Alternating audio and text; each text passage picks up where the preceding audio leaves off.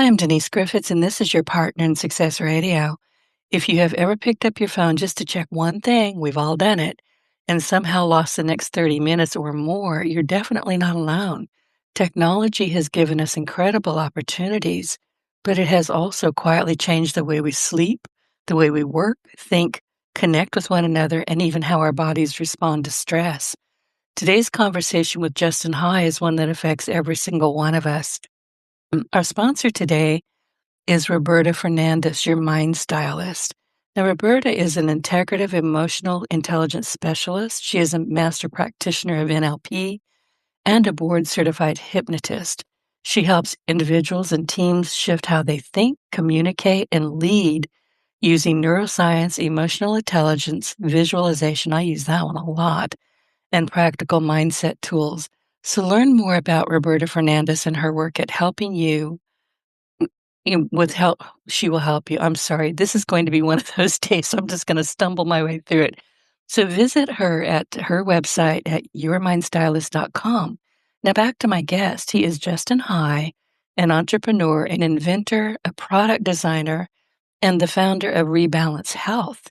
Throughout his career, Justin has launched multiple award-winning companies in health, biotechnology, and skincare, while earning recognition from organizations including NASA and major media outlets. And his newest work focuses on something that many of us experience but rarely understand.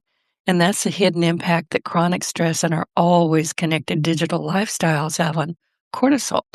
And this is important, so write that down, cortisol. Our nervous system, our relationships, and ultimately our overall health. And today we're discussing why burnout has become so common, how technology is rewiring our brains in practical ways we can regain balance without disconnecting from modern life. And I have to apologize. I shattered my shoulder last month, and I'm still kind of groping, son of a biscuit, coping with a moderate amount of pain, and it does distract me. So I apologize for all the boo-boos that I'm making. Justin, welcome to your Partner in Success Radio. It is a pleasure having you here. Well, thank you for having me, and I am so sorry that you shattered your shoulder. That has got to be excruciatingly painful. It was, and it still is, believe it or not. And my sister told me to quit whining about it, so I'm trying to. But I felt the need to say, this is why I sound like such an idiot today. It's not my fault, really. It's not. But thank you for sending me your book. I really appreciate it. Of course, a pleasure. And the book, by the way, for anybody who's listening to us, it's called Stress Nation Escape. You're going to be doing all the talking today, Justin. I promise you. I'm not doing any more talking. Escape the technology trap, eliminate stress, and reclaim rest. And your book makes a compelling case that we're living in a chronic state of digital stress, so we'll talk about that. But let's start with your story. Tell us a bit about you and what ultimately led you to focus your attention on stress, cortisol, and nervous system health. Oh, it's not really a crazy story. My partner and I were asked to look at supplements specifically for skincare because we had just launched and developed a successful medical grade skincare line called Elastin. And we were asked to look at supplements specifically for skincare. And we ultimately started looking at hormones and endocrinology, primarily because our first formulation of Elastin had HGH in it, human growth hormone in it. We ultimately pivoted towards peptides. The American Medical Association preferred a more localized treatment versus a systemic treatment, which is what happens when you put hormones in the body. And so we looked at supplementation for skincare, very much like how Nutrafol was looking at supplementation for hair growth. And even though we saw that there was some efficacy and some methodology in which this would work, we felt that the consumer was really used to applying skincare topically and taking oral products for a topical historical application could be a very difficult obstacle to overcome. And so we started looking at endocrinology. And at the time, there were a lot of people starting to talk about peptides and HRT specifically for enhancements and improvement and basically health span as opposed to lifespan. And this was in 2018, 2019, and it was before COVID. And my partner, I remember him calling me. He was like, I'm at the Las Vegas hotel, a hotel in Las Vegas, and I'm at the pool. And my partner was in his late 60s. And he's like, everyone has a six pack. Everyone has like a Playboy perfect, picturesque type physique. What is going on? I feel like the only guy here that's natural and real, and I have a tummy. And what is going on? And it really was the beginning of where HRT and peptide augmentation was taking off for athletic performance and, just general aesthetic preference. And so we took a deep dive into it. And as I started looking at testosterone, estrogen, HGH, even the GLP-1s, what caught my eye and my interest was cortisol. And it caught my interest because in my mind, as I learned about it and I read about it and doctors were talking to me and explaining the interactions in the body with the different hormones, to me, what stood out was cortisol is the master hormone. If that hormone is out of sync, it is typically in the majority of people, like 95% of people, it is way too high. It actually affects the ability of the body to make all the other hormones, which is primarily why HRT and these peptides are beginning to take off, because everyone's looking for ways to crack the code. And so we started looking at cortisol. And what we realized was there was a very simple linear cause and effect. And when I talk about it, it sounds so obvious and so apparent, but people miss it. And the obvious fact is when cortisol is high and stays high, it becomes very difficult, if not impossible, to fall asleep quickly. And more importantly, you can't stay asleep, meaning you wake up throughout the night. Now, why is this important? Well, in order for your body to make the amount of hormones that you need to function correctly the next day, you need 7 to 8 hours of uninterrupted sleep. And if you don't obtain that, what happens is you wake up feeling absolutely less than ideal in the morning. And too many consecutive days, weeks, months of this happening, you end up having all kinds of different issues. You start gaining weight, losing muscle mass, brain fog, you lose your libido, and all of those types of symptoms show up very quickly for the majority of people. We've just accepted it as I'm busy, I'm stressed, I'm overloaded. But that direct correlation between cortisol, sleep disruption, and natural endocrinology hormone production in the body is a missing sequence that we don't truly understand as a general public. And if you can solve cortisol and you can solve your sleep, you'll find out that you show up better, healthier, stronger, more vibrant, more focused, and most importantly, happier. Well, that makes sense, and I've got your book in front of me, and the very first chapter, chapter 1, is titled Cortisol, the hormone running your life and ruining it, and you're doing a good job of scaring me half to death.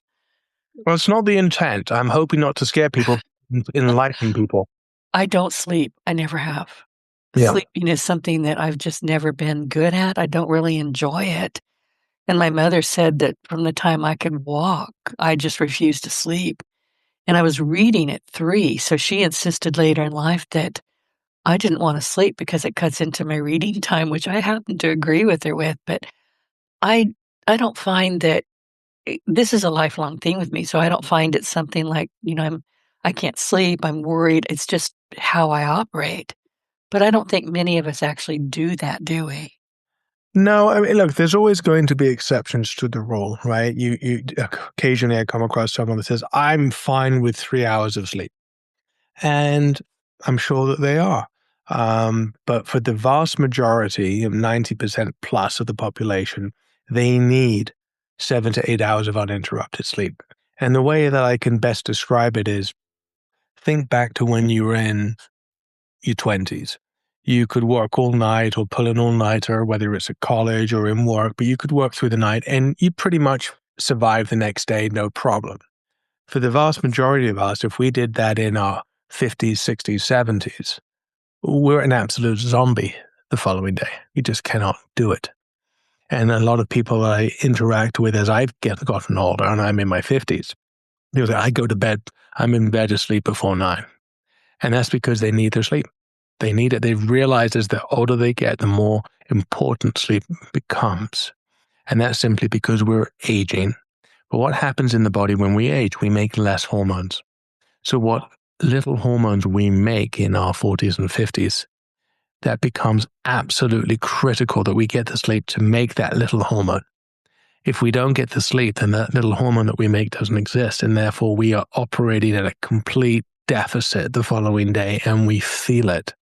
Versus in our 20s and our 30s, we were making lots of hormones. So if we didn't get 7 to 8 hours and we only got, say, 5 or 6 hours, we still made plenty of hormones. It might not be ideal or optimum, but it didn't affect us the same way as it does as we've gotten older. Does that make sense? It does, and you just prompted me to remember something, and I've heard this all of my life, that as you get older, you sleep less. Yes and no. Is it okay? Because, I mean, I was around my grandparents and my mom and everybody else. They were up and down all night long, and they Um, would just get up and stay up. right. And the reason they would get up and stay up is because maybe they didn't quite understand the biology, which is what we talk about in the book. Silly Mhm. things like, you know, having a drink at night. A lot of people think, oh, it helps me fall asleep. It's a nightcap, right? And that would be something very much that our grandparents would say. But those drinks are not sedatives. They're stimulants, you see. Initially, they feel good and they make you drowsy. But then your body metabolizes them and they convert to sugar. And then they wake you up. That sugar wakes you up. Well, And that now, makes sense. doesn't Okay, it? I get yeah, it It's does. real simple. Now, the other thing is, how about having a meal? A lot of people, especially in cities and, different environments, people have late meals.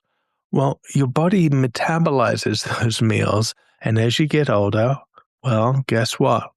Your bladder can't hold it the way it used to. So guess what wakes you up in the night?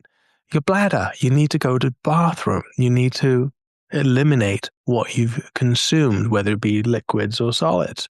And that wakes a massive amount of people up every night, is they need to go and use the bathroom. So How again, about water? Because I drink a absolutely. lot of water And all you the get up at night and use the bathroom? I do. Right, you're answering your own question. So again, a lot of the things in the book, people say, "Well, that's obvious. That's obvious. This isn't helpful." Well, it's helpful because people don't realize the simplicity of their actions and the consequences it has on the body as we get older. So if you drink a lot of water before bed, you're going to wake up and use the bathroom, when that disrupts your 7 to 8 hours of uninterrupted sleep, doesn't it? And It so, does, but I wake up thirsty too. okay, so you're not drinking enough water during the day. Well, I drink a ton of water. I mean, that's really my only beverage that I'm willing to accept. I like water. I love water, but I sip all day long. I'm not, gulping down a big old glass of ice water. I'm sipping water constantly. And I'm wondering now that you said that, am I getting enough water just by sipping? Well, uh, a general guideline that I've heard from doctors and nutritionists is you want to drink your body weight in ounces every day as a minimum. So are you drinking 120 ounces of water every day? Pretty much, or more. Brilliant. Yeah. Okay, keep Brilliant. going. I'm fascinated. Yeah, no, like I said, there are exceptions and rules, and because everyone's unique, everyone's got a different biology and makeup, but there are general guidelines and rules that apply for everyone. If we drink a lot and we eat a lot at 8, 9 o'clock at night, you're going to wake up the older you get more frequently because of that. And there's a reason why, you know, grandparents used to have dinner at 5 o'clock, right? There's a reason for it. There's some wisdom there. Also, what you eat is important, right? You don't want to have high sugar meals at night because that's going to, yes, cause you to crash, but then also cause you to wake up. So there's lots of pros and cons throughout the entire process of metabolism. Now, one thing that So we shouldn't, no late night snacks. I That mean, does look, stop. look, I am not an absolute guy. There's always, yes, everything in moderation. I'm Right. 100% that guy. But in general, most people use it as a rule in terms of we have excess and we consume late versus it's the exception, right? So if you don't want, a night or two, Saturday night, or you do it on Friday and Saturday, and then you get back to it on Sunday, that's great. That's kind of why the athletic world would say, have a cheat meal, right? Have a cheat meal once a week. It's the same kind of mentality as everything in moderation. And if you go off the reservation once or twice, no big deal. You just get back on, right? That's enjoying your life. But if you're having consistent meals at 9 o'clock at night with a glass of wine, I'm sure you have your challenges with that. Um, Really the only thing I do at night is I drink a lot of water, as Yeah. I said, but I don't like to eat anything after about 7 o'clock at night. Yeah, I mean, I'm there with you. I typically stop eating around about 6, Right, and right. that's just the way that I found works best for my body and myself. But as cortisol elevates during the day, and we should probably talk about why, right? Yeah. Cortisol elevates simply because of content and the pace of the world that we have. And when I say content, that includes everything from your phone to computers to email to the news to the television to the radio. Content is really what we are thirsting for as a community right now, right? Whether it's social media, whether it's the news, whether it's politics, it's just content that's coming at us all the time. And the pace in which it comes at us is unprecedented. And in the book, I reflect back to what it was like living in the 80s, even in the 90s, right? We would have a news hour, not a news station, right? We would we wouldn't be bombarded with news all the time, and not everything was a news alert, right? When there was a news alert, there was really a news alert. It came on in interrupted television, and you got 30 seconds of important information. To Like when President Kennedy was killed, I remember that. Right, And, I remember my mom saying that the TV went off at midnight and all you would hear is a buzzing or music, that was it. right. And we had 3 channels, which was fine with me because I don't like TV. I find it quite annoying, to be honest, but I agree with you about, we're constantly connected. I typically deliberately put my cell phone the heck away from me most of the time because Well, again, I don't want it bugging me. you are an exception to the rule. Majority of people have it absolutely welded onto their hand at all times.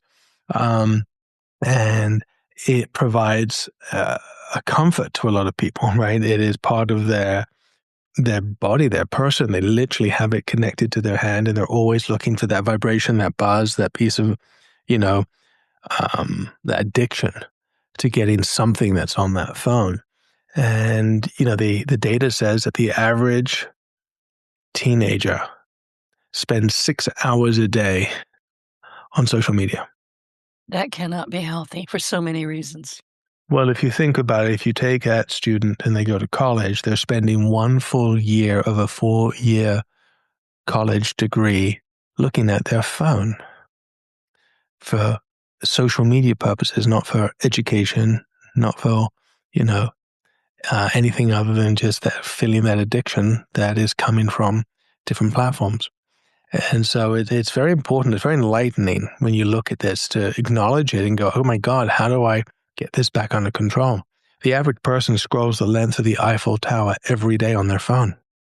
I had read that somewhere and I was trying to figure out how that how that was sorted out. How did you figure that out? Is that actually true? It's a study, yeah. There's Oh an my actual study gosh. referenced in the book. Okay, That that's just is, horrible. it is. There's just so much data out there and so much misinformation in that data that it gets very confusing. You just look at AI; it regurgitates what it finds online. Some of it is true, and some of it is not.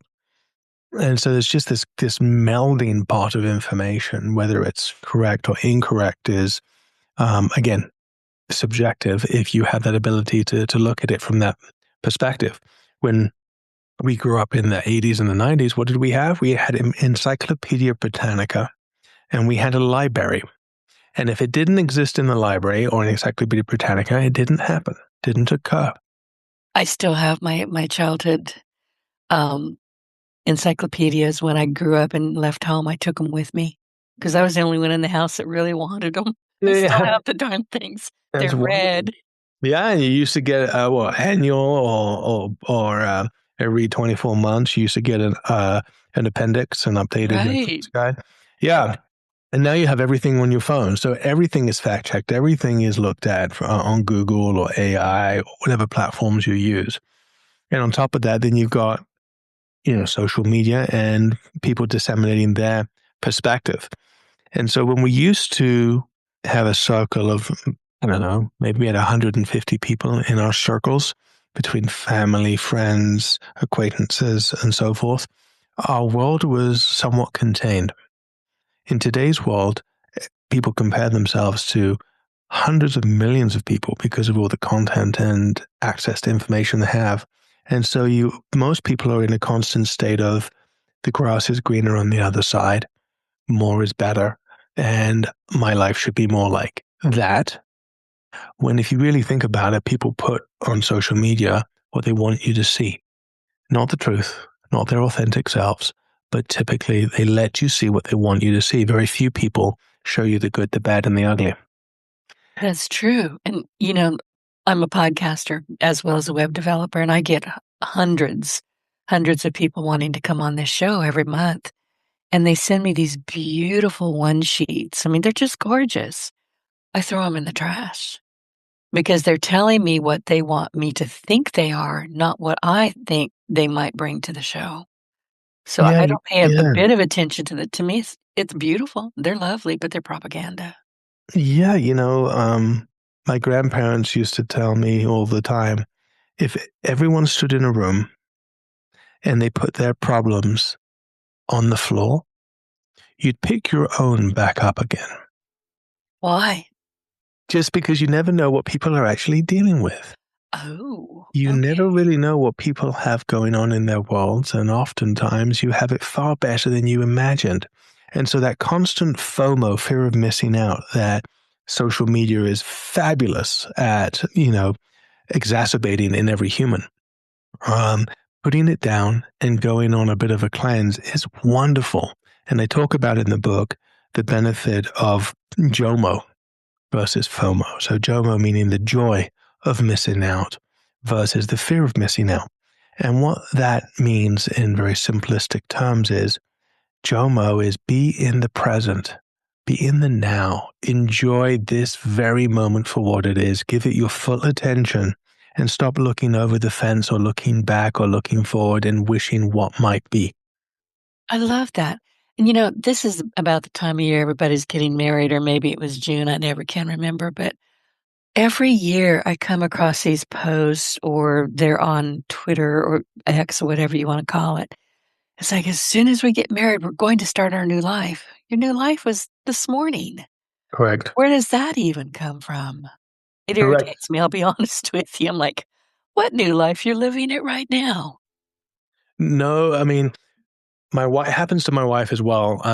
My wife has a brain injury, and it's not just a concussion. She's actually missing 25% of her front right lobe from a horrible injury that happened in '95, which has consequences to her quality of life.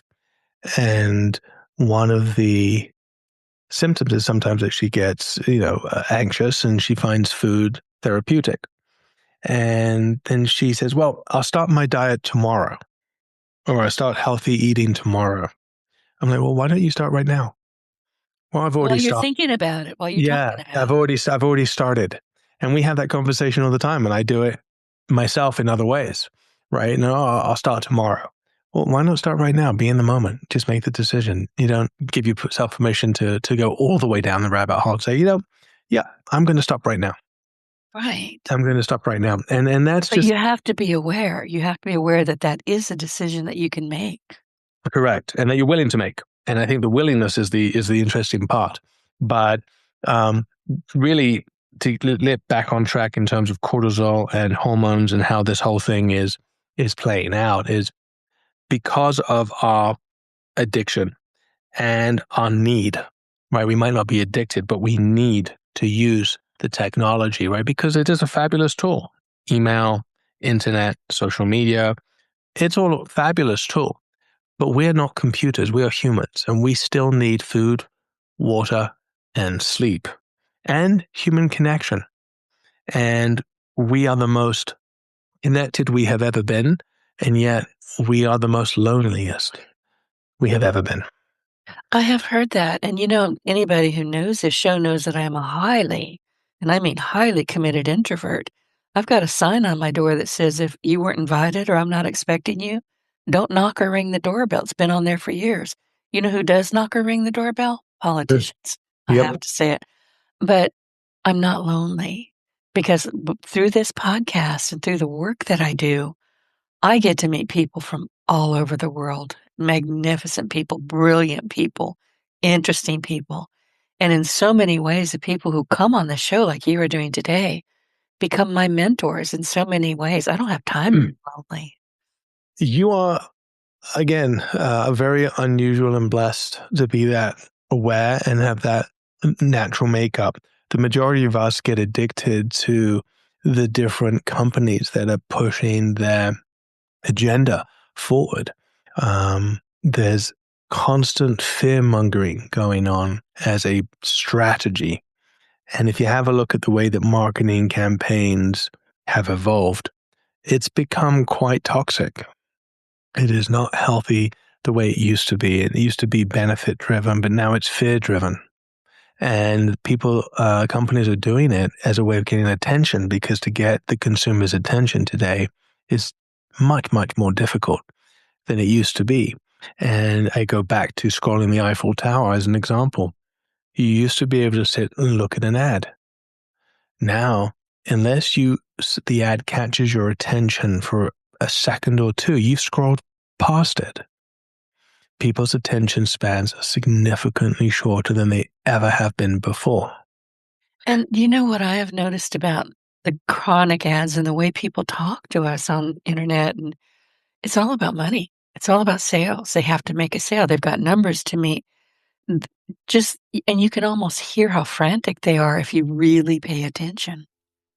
Yeah, they are. And again, that is just part of the world that we live in. So the book is trying to educate people from a very simple perspective. We do have a lot of science and studies and technology built into the narrative, but it's just simply saying, look, slow down.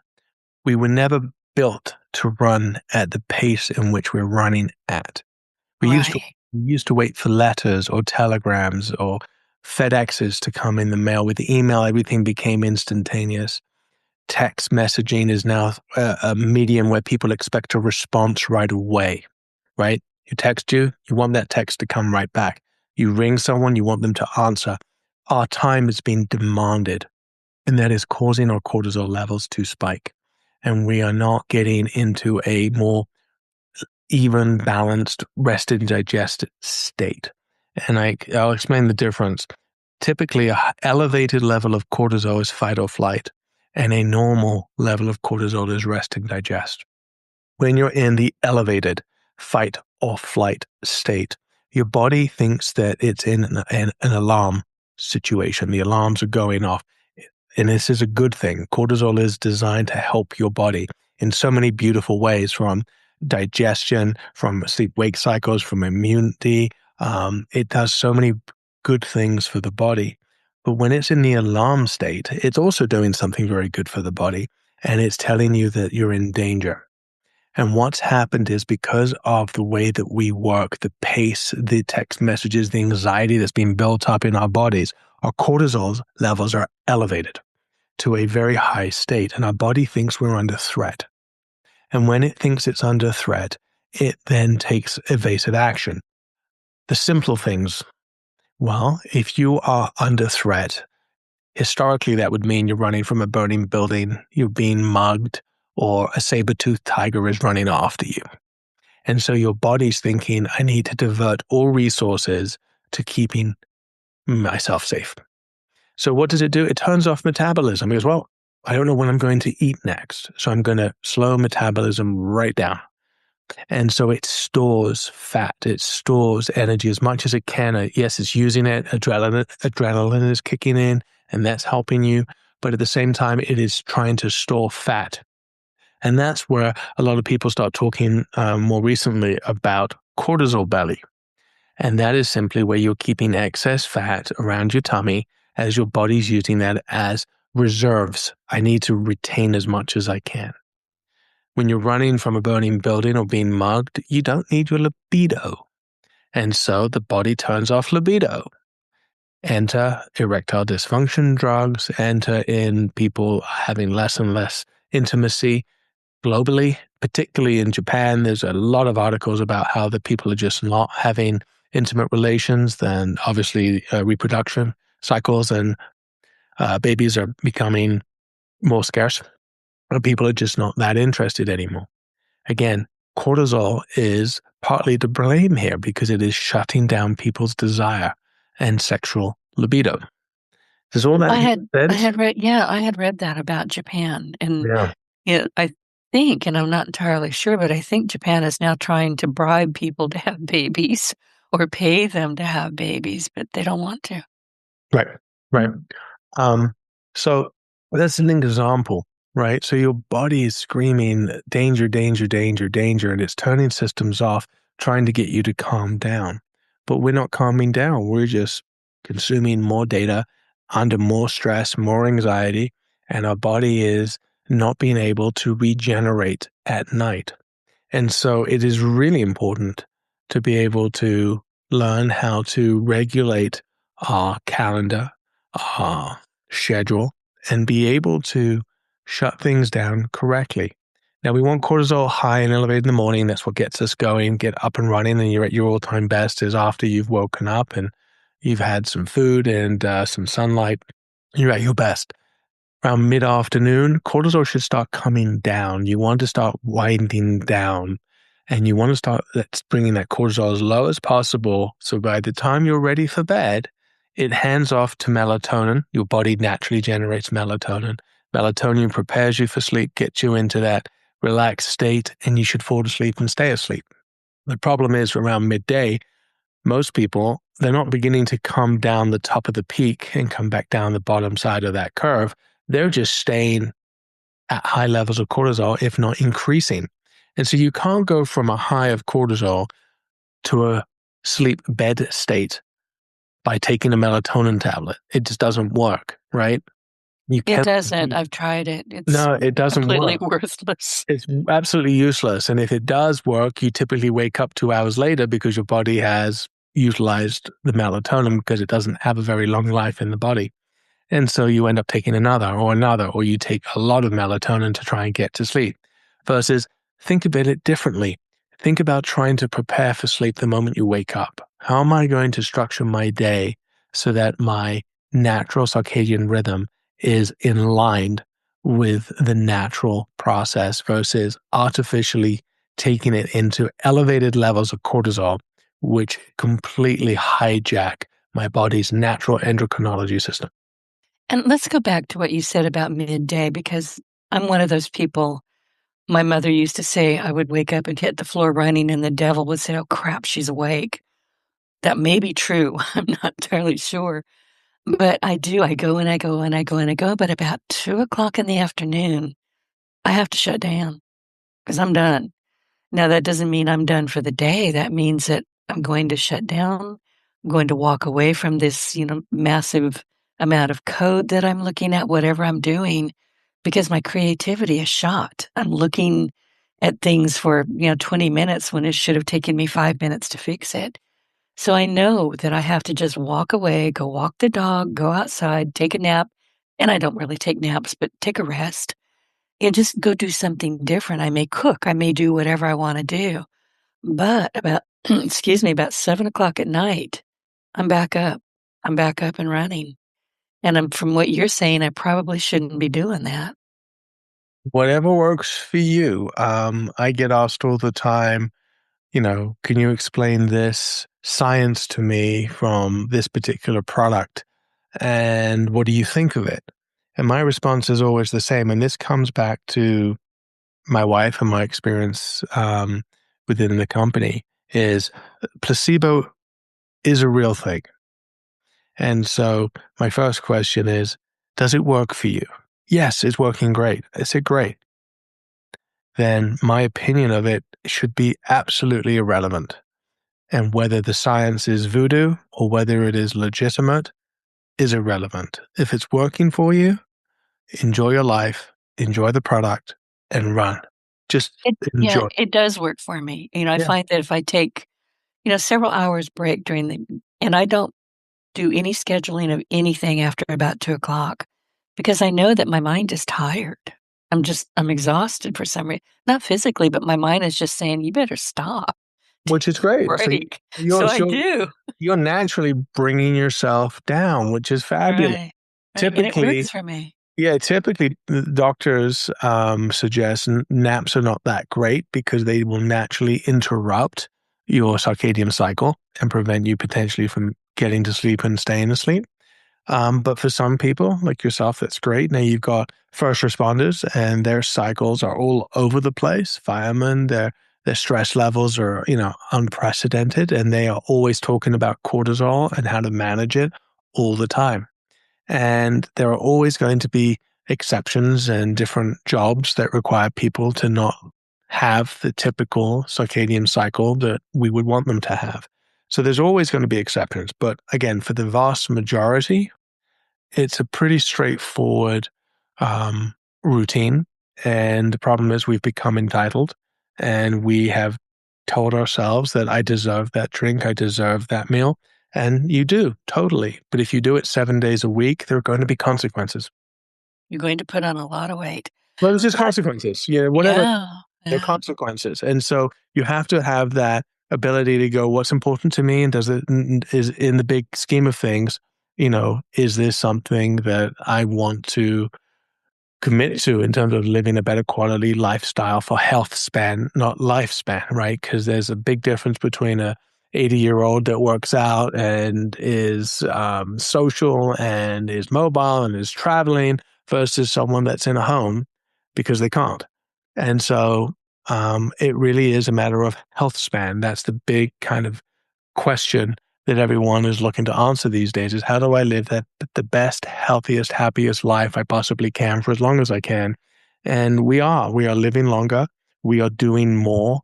We are active, unlike previous generations. Someone in their 50s is, equally as vibrant as people in their 30s and their 20s. It just depends on how they manage their life. And health span is the key. And that's what people are searching for. Everyone's looking for that magic pill. And yes, peptides and HRT and different medical interventions are certainly going to be helpful. And there's no question. But there's also a fundamental lifestyle that needs to be had in terms of exercise, diet, and sleep regimen, and how you look at the world and how you work. Exactly. And you mentioned peptides at the top of the show. And I've been reading and hearing, there are no accidents, it just happens. But all of a sudden here you're talking about peptides, and I can't even pronounce it. You know what I mean? But all of a sudden they keep popping up everywhere.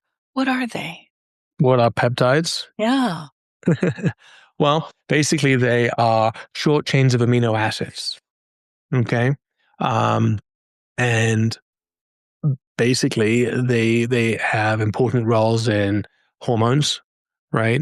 Um, cellular signaling, immune function, tissue repair, metabolism, that type of thing, right? And so they're just small little amino acid chains, and different peptides have different tasks in the body. And obviously, there's a significant amount of them. What's important is that they were deemed as biologics by the FDA, so they're not typically legal. Then there's questions of where they're made.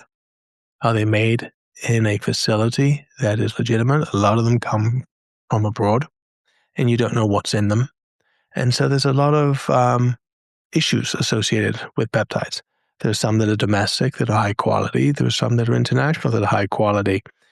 But there's no overseeing agency right now looking at them, which makes them a little challenging. Some peptides are, all peptides are very delicate. And so consuming peptides probably isn't going to work. And there's a lot of peptides that have been touted in powders or in supplements, but they simply won't work because the gut is too strong and will destroy them the moment the peptides enter the gut. So a lot of peptides are injected for that reason. Ow. No Uh, thanks. right, and so that there's different issues associated with peptides, but they have been proven to be very popular. We use them in our skincare line with great success with a delivery mechanism. So we were able to prove delivery using punch skin biopsies and clinical studies that were published in medical journals. And we didn't just do one, we did literally dozens and dozens and dozens of studies that were published. And so I think it's very important when people look at peptides is where do they come from? What are the medical claims? Can they back them up? And so forth. Do they come from doctors?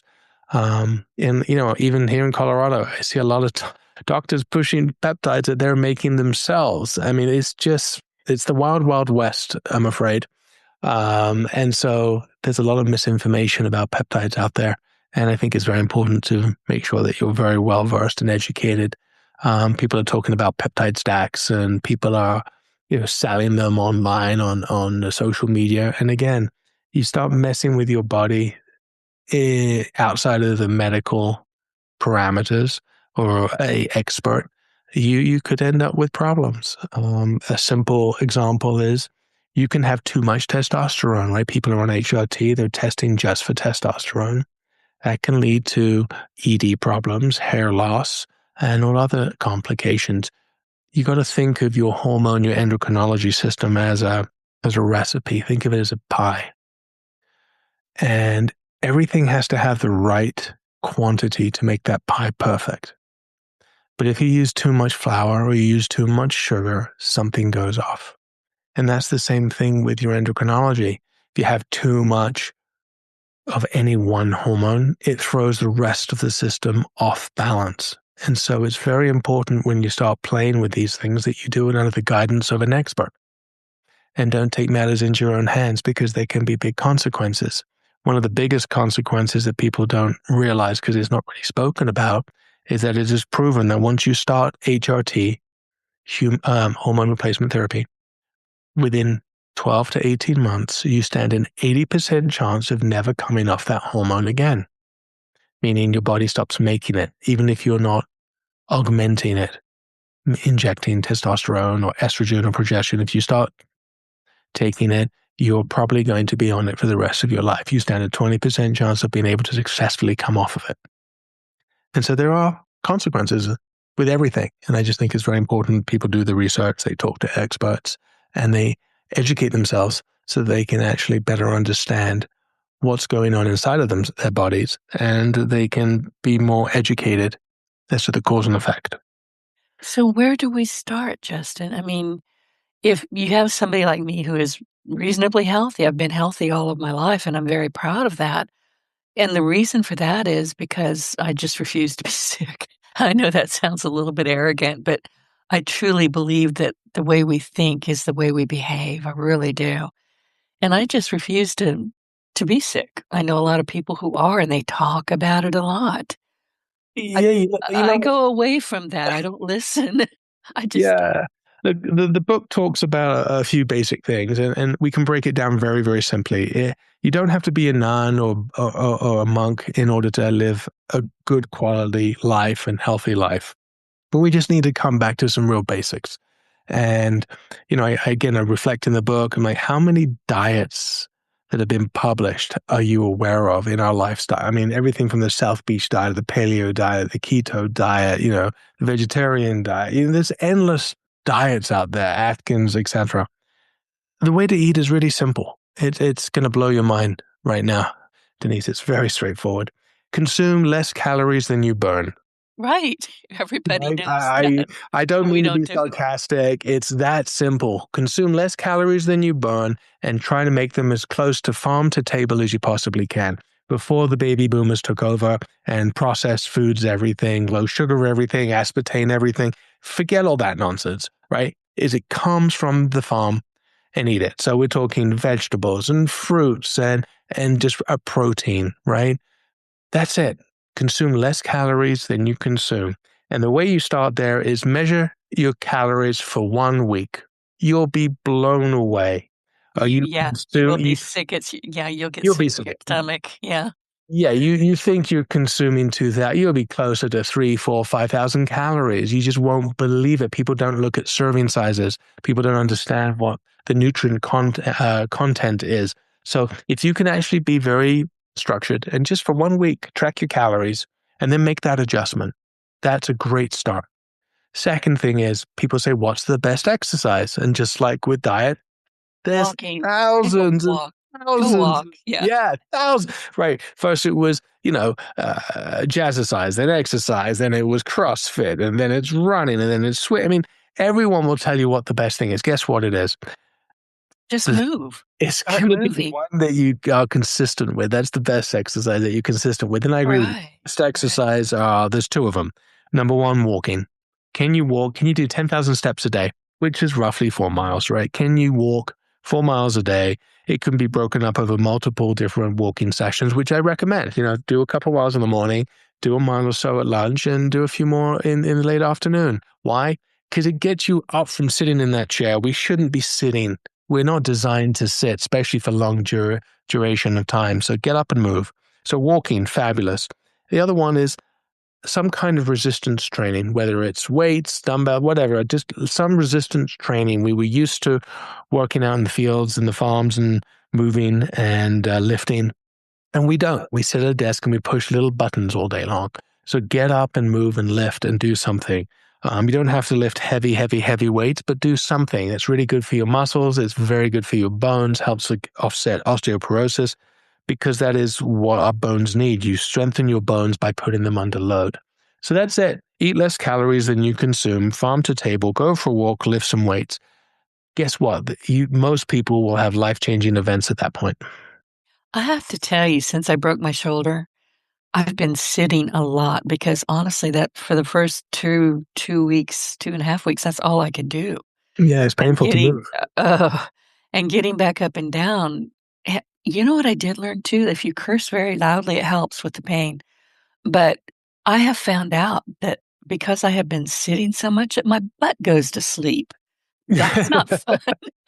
Well, I can take you one step further. How many people are on their phone scrolling whilst on the toilet? Oh, How it. many people's legs go numb? They can't stand up. They're like, oh my God, I've been sitting here. I'm supposed to be here for a few minutes. I've been here for half an hour.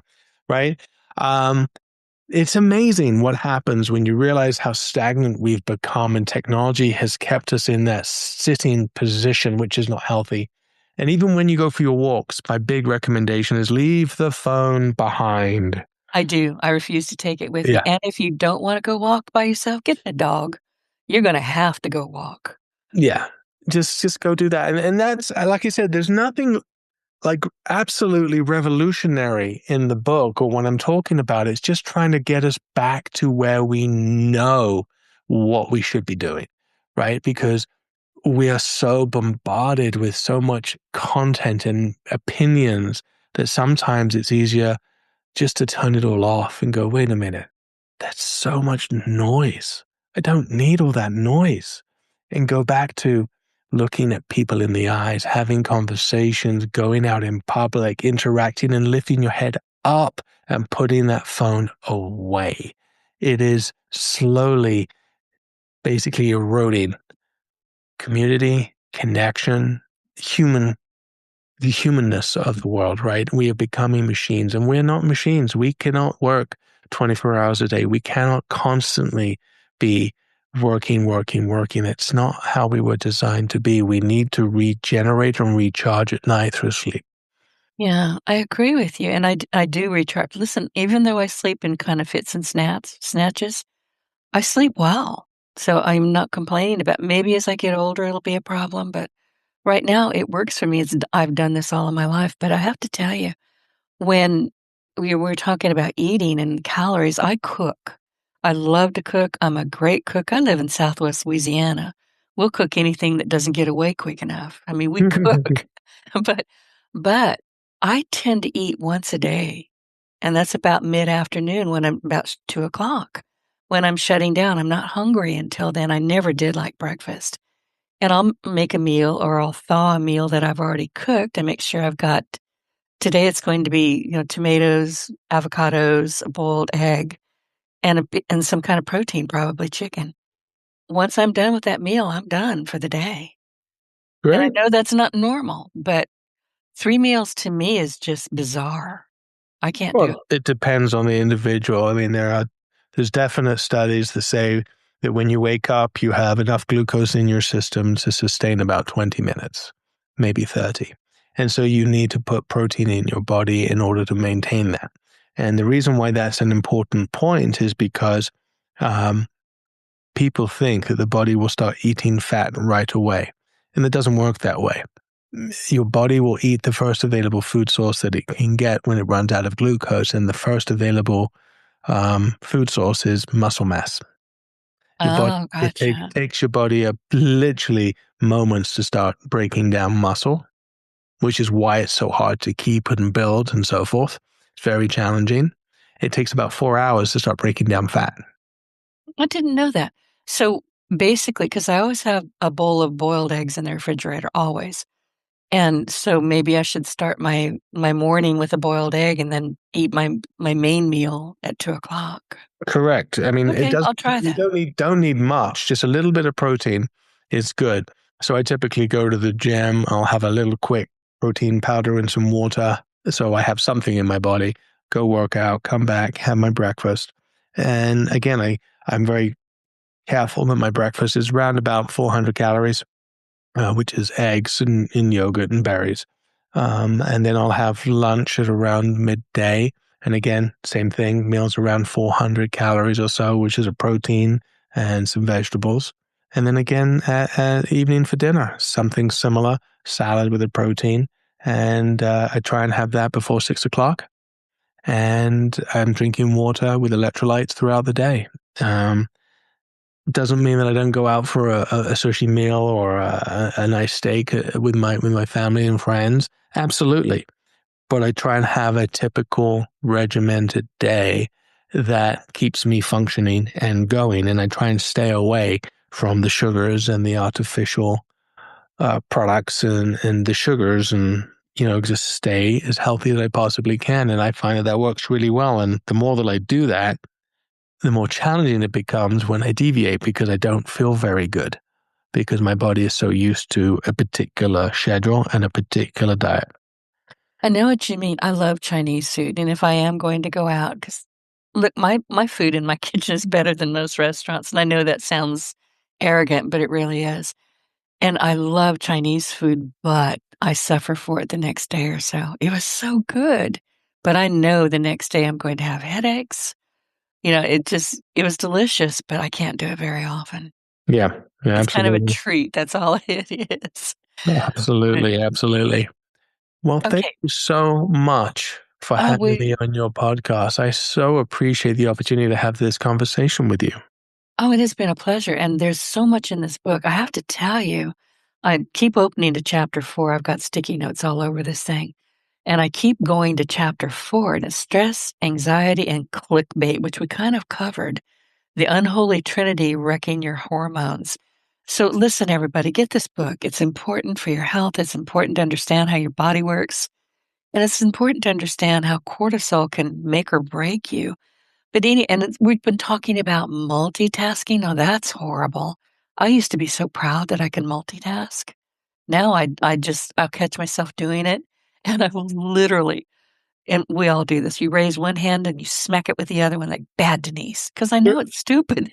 I just make myself stop doing it. Yeah, no, multitasking, some people are very good at it. The problem is that we're losing our focus every single month. It's really difficult. I wonder, there's just more distractions. There's more technology. There's more urgency. There's more desire. And if we can just focus on achieving a task or two and keep it that narrow focused, we'll end up being far more productive. And problem is that phone rings, it vibrates, it buzzes as a text, and we're getting interrupted. And that's part of the problem is that we don't have the ability to turn off some of the notifications the way that we should in order to get tasks completed. You know what I do with my phone? Honestly, I couldn't find it the other day, and I don't know why I even needed it because I have a landline, which is what I usually use for business. And I was looking and looking, and I was asking my cats. I've got 2 20-pound gingers, they're huge, and I was asking Silas the Good, "Do you know where my cat is?" And he kinda blinked at me, and his tail twitched. He was sitting on it. He was telling me he was sitting on it, but I almost never have it anywhere near me, and I will not. And I've had people say, "Denise, I need to reach you. What's your text number?" You're not getting it. There are maybe 5 or 6 people in the world that even have the number for my cell phone. No, well, good for you. I wish that I wish I could get myself off the spam list. I keep trying endless amounts of calls. I know. They can't find me because I don't exist anywhere.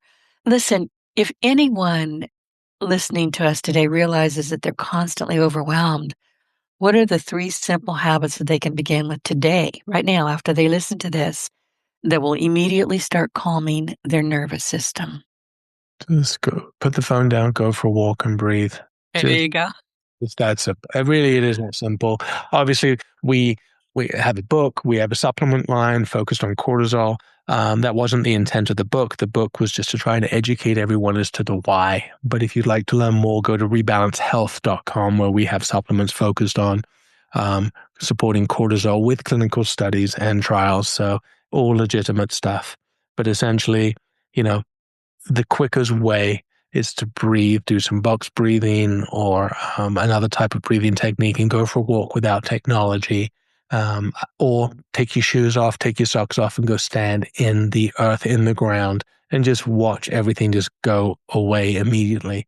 We weren't designed to be separated from the earth by our rubber soles on our shoes, and we constantly have ourselves disconnected from the earth, and because of that, we charge our bodies. We carry an electrical current.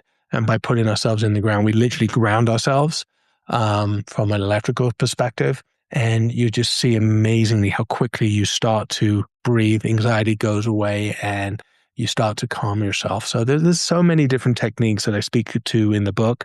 Um, but really, honestly, the best thing you can do is turn everything off, go outside, and just breathe.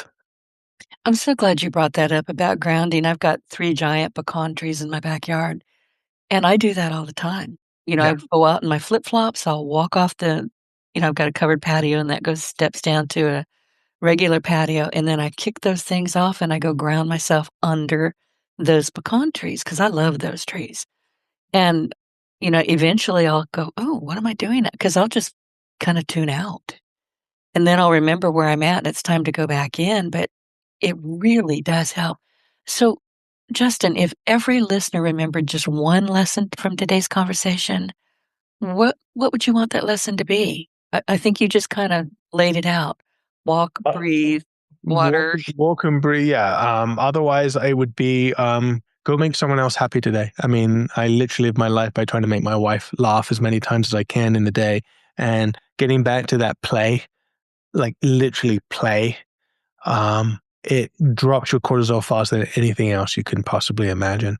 And so being in service for somebody else by making them laugh and making them happy, that human connection, that joy, that happiness, it is the quintessential solution for high cortisol.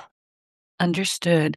Well, listen, everybody, and thank you, Justin, for being here today, and I'm going to head on over to your online store. If every listener no, I started to ask you that one already, I'm sorry. What I'd like for our audience to understand is let's take a moment to reflect on today's conversation with Justin High. We learned that our digital world doesn't just shape our schedules, it shapes our biology. And if that doesn't scare you, it ought to. From elevated cortisol levels and disrupted sleep to reduced focus, been there. Increased anxiety and growing loneliness, the hidden costs of constant connectivity are very real. And Justin reminded us that while technology is an incredible tool, look, I'm a nerd in stilettos. I love technology, but it should never become our master. And by understanding how stress affects our bodies, choosing intentional focus over endless distraction, and embracing JOMO, the joy of missing out instead of the fear of missing out, and creating healthier daily habits, we can begin reclaiming our energy, our relationships, and our overall well being. So, if today's episode resonated with you, please share it with someone who could benefit from this conversation and get the book. I'm telling you, get the book. Be sure to subscribe to your Partner in Success Radio so you never miss another episode featuring today's leading entrepreneurs, innovators, and thought leaders. And until next time, remember that your greatest success begins with taking care of the person who's creating it, you. I'm Denise Griffiths, and I will see you next time on your Partner in Success Radio.